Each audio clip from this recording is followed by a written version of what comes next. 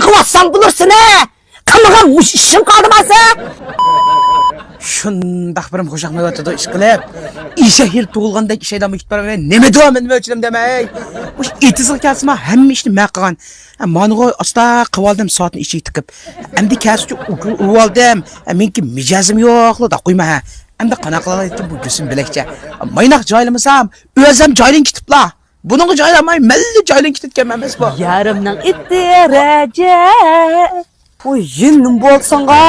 Micazım yox qara yaxma. He? Elə qısadaşxana tas girmez. Fişan şəhəriga yaz girmez deb başlapdı.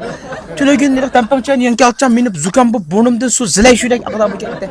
Fontamdakdasın ha. Şu micazım yox qara hazır. Ha, mana da. Sen burvası itizlikladıl, ukullan urqoydike.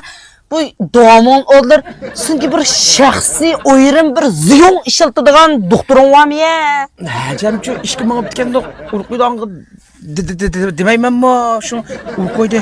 Ukulda tomurgu urganda kıldıgansın ki bu nərenge urqoydu ukulna? Tomur urdu tomurğa. Tomurga?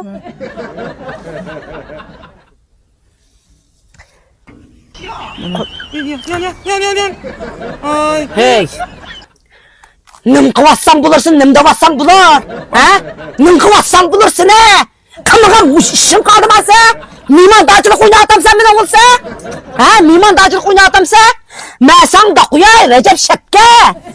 Bunun ki, oxsudu ki, kelkündün işlep çıkagan. Kelpen demem sen. Kelpinden işlep çıkagan kara. Livenna. Livena'nın sap süt tüyü para şekemin var. Seninki var, yağan kisel var, bir yit olma diginin xiyalın ki xe. Pata onun ben. Saxıyalı muşumun üç güzel tığı canlandırıp. Vay seni çok ara, teysinde kıvatım ha. Koponundan demesini. Sen bir şey mi aşırma? Hop! İşirt birim kımakçılısı da. Vay, koyla yürüp işletemezsin bana. Teysinde hüsnatın insan bana. Bana deme. Kara bu ne, beni közün bu elimde tağı.